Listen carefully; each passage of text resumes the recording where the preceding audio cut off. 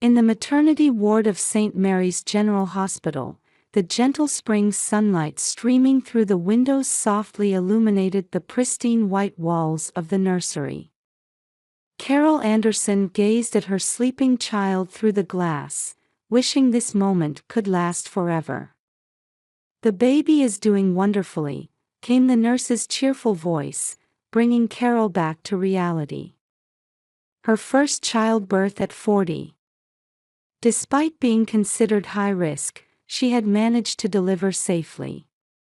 As she contemplated balancing her research career at a biotech firm with her new family life, she felt a mixture of anxiety and anticipation. Carol, who held a PhD in biology from the University of Chicago and worked as a senior researcher at a Boston biotech company, had lived solely for her career until that investment seminar 3 years ago. It was at the reception following her lecture on pharmaceutical development that she met Thomas Anderson, an investment bank analyst. "Mrs. Anderson," called a voice. It was Dr. Stephen Murphy, the head of obstetrics. "Everything is ready for discharge. You can go home with your baby tomorrow morning."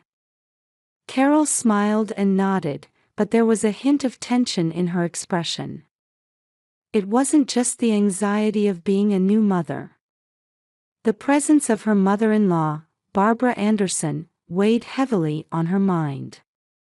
Barbara, despite being a board member of St. Mary's General Hospital, hadn't visited the room once in these 3 days. Instead, she had been sending various advice through hospital staff about the importance of breastfeeding, traditional postpartum care, and most notably, educational policies for the Anderson family heir. Thomas, a Princeton graduate working at State Street Corporation, had been apologetically watching his mother's excessive interference.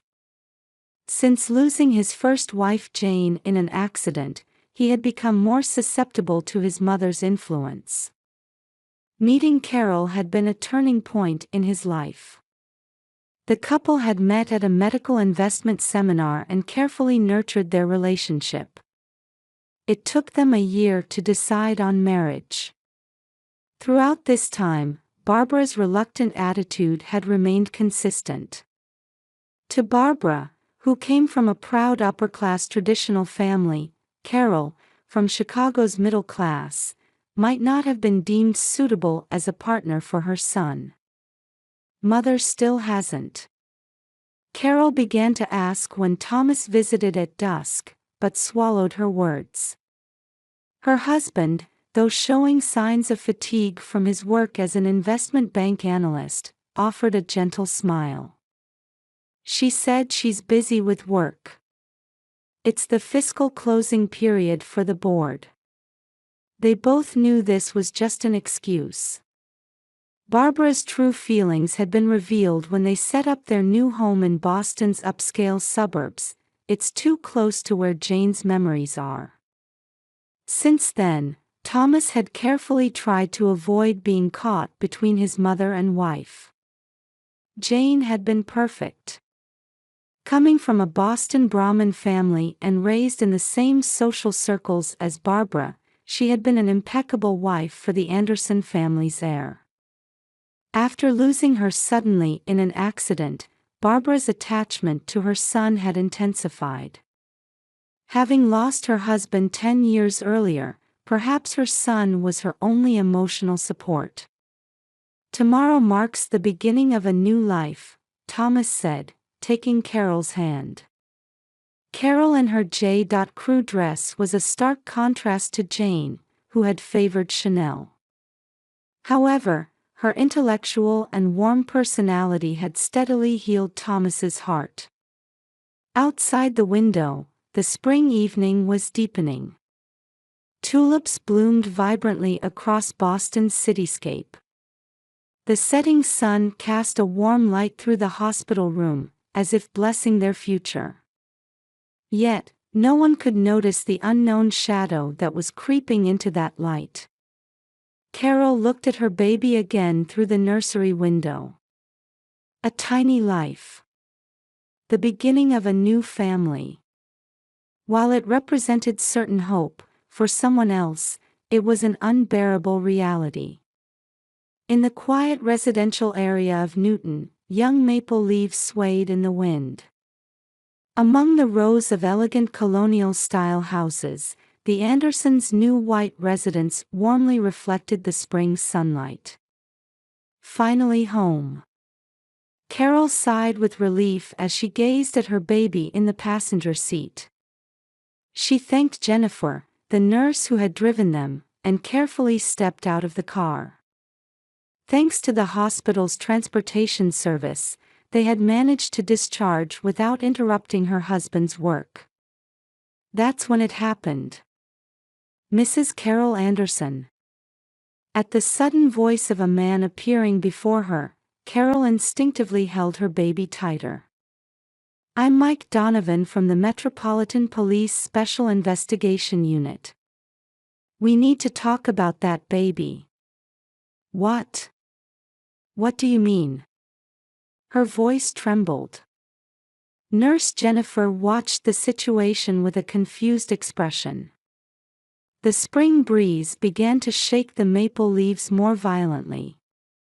"We received a report that this baby was kidnapped. Please check this birth certificate."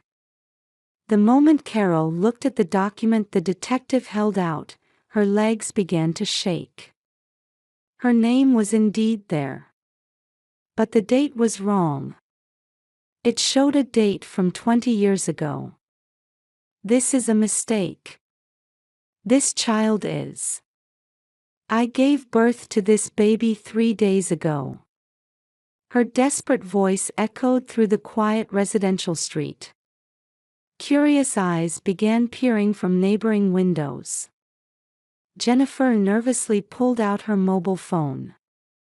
"There is no record of your delivery in the hospital system.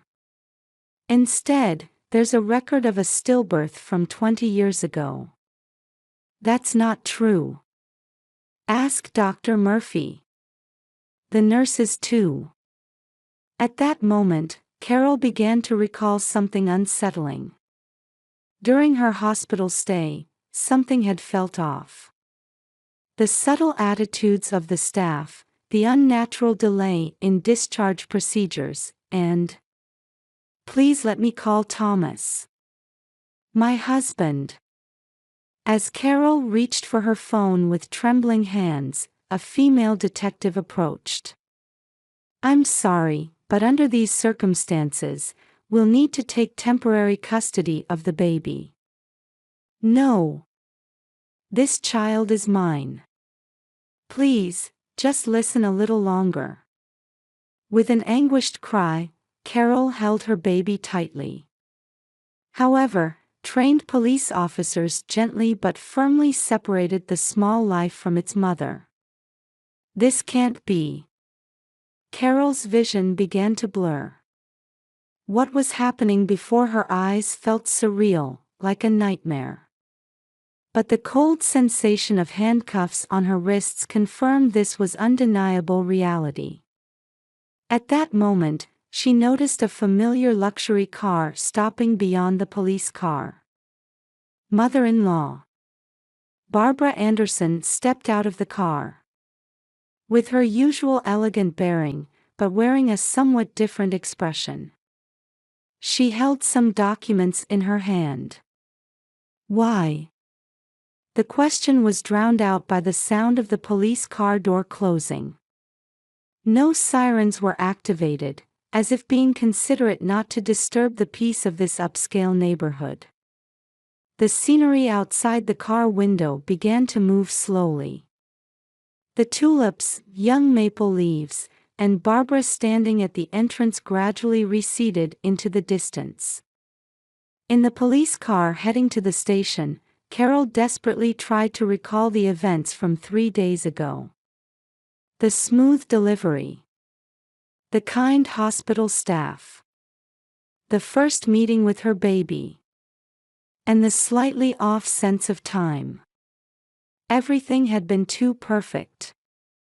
as if it had been meticulously planned by someone. "Let me know if you feel unwell," came the gentle voice of the female detective from the front seat. Her name tag, Rachel Green, gleamed in the spring sunlight. Carol rested her forehead against the cold window, its sensation making this situation feel even more real. Then her phone began to ring. It was from Thomas. But she was no longer allowed to answer it. The ringtone merely continued to echo emptily in the car. "I recommend St. Mary's General Hospital." It had been 2 months after confirming her pregnancy.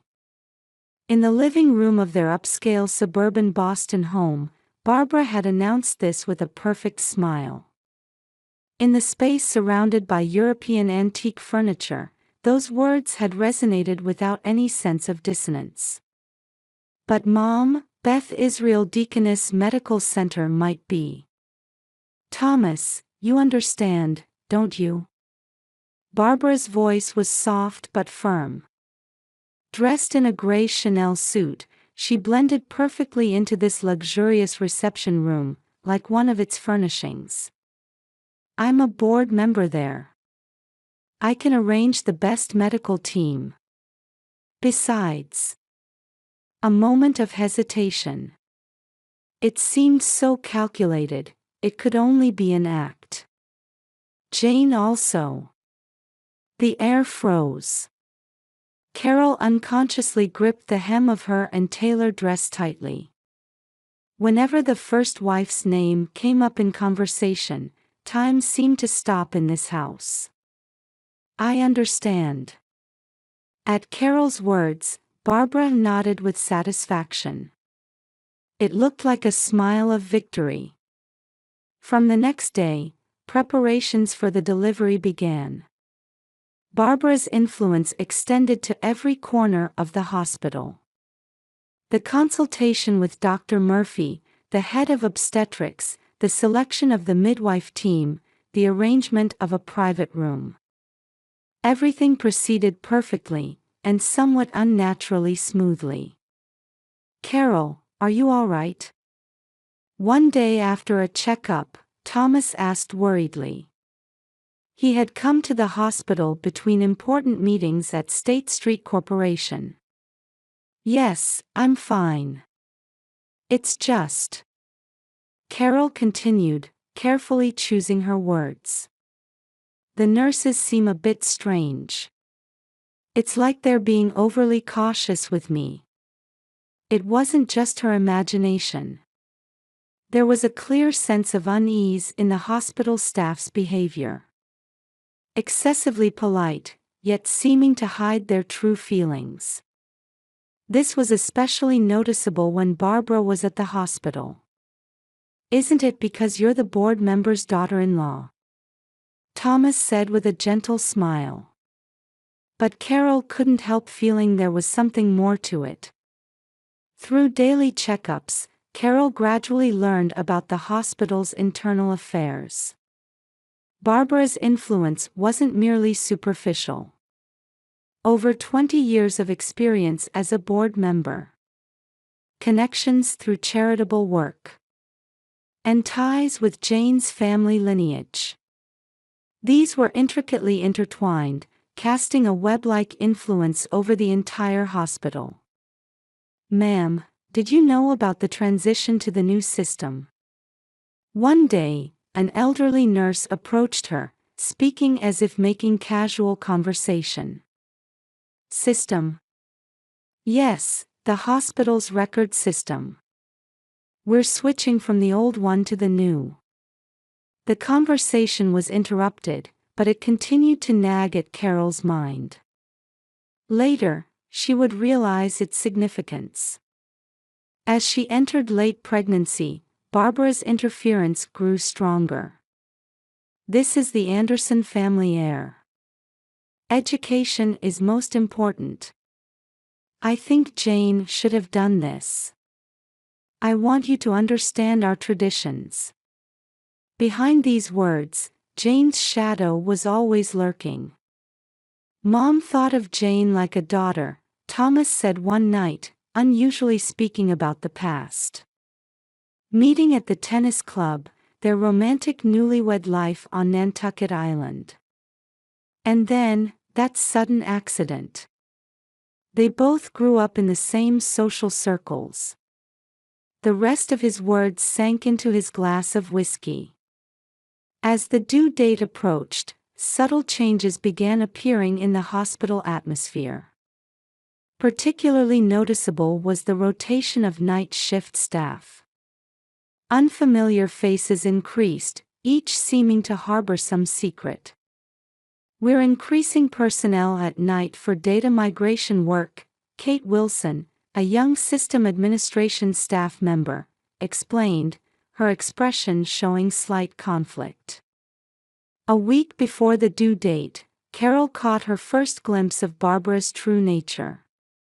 In the hospital boardroom. An unexpected visit, accidentally overheard conversation. "She's not suitable for our lineage." An ice-cold voice. There was a dangerous resonance beneath the usual elegant mask. "But, Chairwoman, with records from 20 years ago, no one will notice." At the time, she couldn't understand the meaning of that conversation. But now, in the police car, all the pieces were beginning to connect. The seemingly perfect preparations. The unnaturally kind treatment. And Barbara's abnormal obsession. Her phone rang again. This time from her colleague at the Boston biotech firm. Probably about a research data deadline. But now, that was the least of her concerns. Outside the window, Boston's cityscape rolled by. The shadows of skyscrapers crossed the police car windows like black bands. The spring sunlight shone brilliantly, as if mocking this situation. Boston Police Department Special Investigation Unit. In the dim office, the bluish light of monitors flickered. "Green, are you sure about this lead?" Unit Chief James Murphy eyed rookie detective Rachel Green skeptically. Her desk was piled with massive amounts of documentation. "Yes. There are clear inconsistencies in St. Mary's General Hospital's record system." Her voice carried conviction unusual for a rookie. At 29, despite excellent grades at the FBI Academy, she had deliberately chosen the Boston Police Department, and she possessed intuition second to none. "This is a report from the board chairwoman, Barbara Anderson. You understand the weight of that name?" The chief's voice carried a warning. But Rachel didn't give up. "That's precisely why, sir." She turned the monitor toward the chief. The screen displayed records from both the hospital's old database and new system side by side. The stillbirth record from 20 years ago. There were already unnatural points when it was digitized from paper records. The mouse cursor highlighted various anomalies in the data. Inconsistencies in recording times. Subtle discrepancies in doctors' signatures. And most importantly, this font is different from what was used at the time. Rachel recalled the document analysis techniques she learned during FBI training. Attention to detail sometimes reveals greater truths. Also, the surveillance footage. She opened another window. The screen showed people moving through hospital corridors. The date was 3 days ago, Carol Anderson's scheduled delivery date. "Look at this nurse." The footage captured a nurse passing in front of the nursery. The uniform is the same. But the way they walk is different. There's a subtle unnaturalness you wouldn't see in professional nurses. "Is that all?" The chief's voice remained skeptical. No.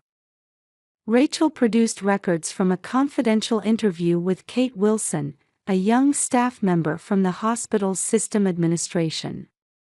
She testified that she received special instructions from Chairwoman Barbara. Special instructions? Yes. To modify old data under the cover of the system migration. Kate's testimony was like piercing through an ice wall. Rachel dug deeper. Hospital personnel records, board meeting minutes, and newspaper articles from 20 years ago. They all formed strange patterns around Barbara Anderson. I also investigated the first wife, Jane. Rachel spread out old society page clippings. They showed a photo of young Jane and Barbara smiling at a charity event. Their relationship was more than just mother-in-law and daughter-in-law. Boston's upper society. The pride of generations old and noble families. And the twisted obsession lurking in their shadows. All of these formed the background of this case. And this too. She displayed different footage captured by the hospital's security cameras. The night before the scheduled delivery. Barbara entering the hospital's record storage room. And hours later, another person leaving the same room. During these hours, no regular staff. Wait. The chief showed a serious expression for the first time. So Carol Anderson's delivery. Yes. It actually took place. But the records were deliberately altered. Replaced with stillbirth records from 20 years ago. The atmosphere in the room changed instantly. Rachel picked up a photo from her desk. It showed Carol holding her newborn baby, her expression filled with maternal joy deeper than any happiness in this world. This isn't just a kidnapping case. Rachel stood up. The spring evening light was streaming through the window. This is a twisted form of love from a woman trying to protect her perfect family. At that moment, hurried footsteps were heard from the hallway. The door opened, and a young officer burst in. Detective Green. We've received information that Barbara Anderson is heading to the hospital. Rachel immediately grabbed her coat. Let's go. Behind her, she heard the chief heave a heavy sigh. But now, there was no time to worry about that. The truth was finally about to emerge. When they rushed out of police headquarters, night was beginning to fall over Boston. The police siren cut through the quiet residential air. In the boardroom of St. Mary's General Hospital, Barbara Anderson stood alone against the night view. In her hand, she held an old photograph. A single shot capturing young Jane and herself smiling on a Nantucket beach.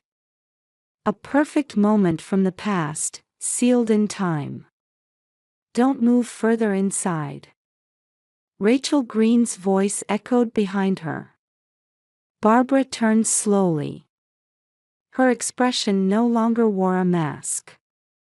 You wouldn't understand, Barbara's voice was quiet. What it means to protect a perfect family. A perfect family. Rachel stepped forward. You fabricated Carol's delivery and tried to take her baby. Is that your idea of a perfect family? Jane was perfect. Tears glistened in Barbara's eyes. She understood the pride of the Anderson family, having grown up in my world. Her breeding, her education, everything was impeccable. But that accident. She gazed out the window. Boston's night view sparkled like past glory. Then came Carol. Middle class from Chicago. She couldn't possibly understand Boston's traditions. Thomas deserved someone more. So the baby. The records from 20 years ago were perfect. Barbara smiled sadly. My hospital. Trustworthy staff. And the perfect opportunity of a system migration. Everything should have been a perfect plan. At that moment, footsteps were heard from the hallway. Mother. Thomas burst into the room with Carol. Why would you do this? His voice was filled with deep sadness rather than anger. For your happiness. Happiness? Thomas's voice trembled. Don't you understand what makes me happy? When I met Carol, for the first time His words caught in his throat. But as if waiting for this moment, Carol stepped forward. Barbara, her voice was surprisingly gentle. I understand a little of how you feel. A mother's desire for her son's happiness. The inability to let go of a perfect past. Surprise flickered in Barbara's eyes. But new life is born to create the future, not to bind the past. Carol took out a photo of the baby. This child will create new history for the Anderson family. I want you to be part of that history too. Silence fell. At that moment, fireworks lit up the night sky. Light from Boston Bay gently illuminated the boardroom. The old photograph slipped from Barbara's hands. In that instant, all masks fell from her face. What remained was just the figure of a sad mother. Thomas rushed to embrace his mother. Mom, that's enough. Let's cherish the memories with Jane as memories. But we have a new family now. Rachel quietly began to leave, but Carol stopped her. Thank you for revealing the truth. Later, Barbara received a suspended sentence with probation. She resigned from the hospital board and was effectively forced to retire from social circles. However, 6 months later, a new family photo adorned the Anderson family living room. Carol and Thomas holding their baby in the center, and beside them, Barbara showing a genuine smile for the first time. Outside the window, Boston's autumn sunlight streamed in warmly, bathing the room in a golden glow that seemed to promise a brighter future for them all.